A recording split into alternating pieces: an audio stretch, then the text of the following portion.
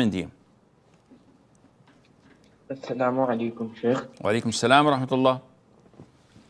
Sheikh, I have OCD with Salat, and I have OCD in the recitation of Surah Fatiha and the takbir, whether I said it or not. The most of the prayers I pray, I perform sujood as-sahu. So how, and also on the number of sajdahs I give. So how can I be cured, Sheikh? Jazakallahu khairan. Wa jazakum. Akhi, the issue of OCD is greatly dependent on you. Allah Azza wa Jal says in the Quran, "Inna kayda ash-shaytani kana da'ifa." The plotting of Satan is weak. So Allah Azza wa Jal is telling us that.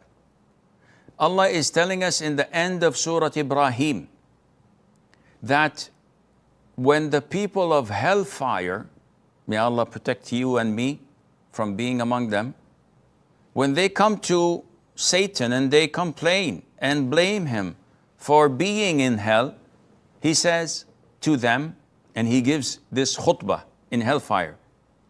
He says, Allah has promised you and fulfilled his promise, while I promised you and failed you, betrayed you. I had no power over you except to call you, and you responded. So don't blame me, rather blame yourselves. I'm not going to help you, and you're not going to help me. All what he had over them is to call them, and they responded. The same thing happens to you, oh brother, with the OCD. Shaytan calls you. Now you have a choice of two. Either to draw the line and say, enough is enough. I'm not going to answer you.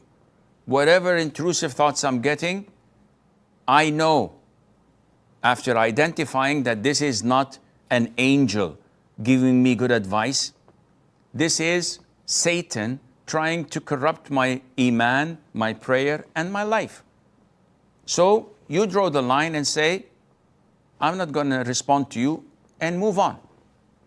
You find compelling force telling you, what if it's right? You have to put your foot and say, it's not right. I know what he's doing. He's my enemy. He could never give me a sound advice. And you have to stop this. Number two, there is no prostration of sahu for any mistake you make in recitation. So if you make a mistake in Fatiha or in a surah, you repeat that, you correct that or not, there is no sujood sahu for that. Number three, and finally, if you every single salat doubt the number of rakahs you performed or the number of sajdahs, ask yourself this: am I a Muslim? The answer is yes. How long have I been doing this, meaning praying? Maybe 15, 20, 30 years, Allah knows, depending on your age. In this case, this is all from Shaytan. What to do? Ignore these doubts. Yes, Sheikh, but I don't know whether I prayed 3 or 4, whether this is my first sujood or the second sujood. Akhi, act upon your gut feeling. You will always have a gut feeling. Act upon it and move on, and don't offer sujood as-sahu, and Allah knows better. Namira from Oman, I think. I wanted to know, like, suppose if I'm praying and I feel like I have recited properly, but if I go into, if I do suppose sujood, and then I get this thoughts that what if I did not pronounce that properly? So should I just disregard this, or should I do prostration of forgetfulness? Do you get this feeling often or once in a blue moon? Often. Now, the rule is, Satan is looking for customers. He's looking for people to join him in hellfire for eternity. How does he do this? Those who are negligent and ignorant, he doesn't do whispering to them. He just opens venues of haram, nightclubs, partying, going to bars, earning haram money. They don't care about halal and haram food. So he opens venues of haram until they leave the fold of Islam, like the vast majority of Muslims. Those like you and me, who are striving to please Allah, who are meticulous when it comes to prayers and halal and haram food, they read the ingredients, they're very keen on making proper wudu and cleaning themselves after answering the call of nature. What to do with these?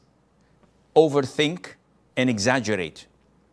So he comes to you and makes life impossible to the extent that you end up practicing something that is not related to Islam.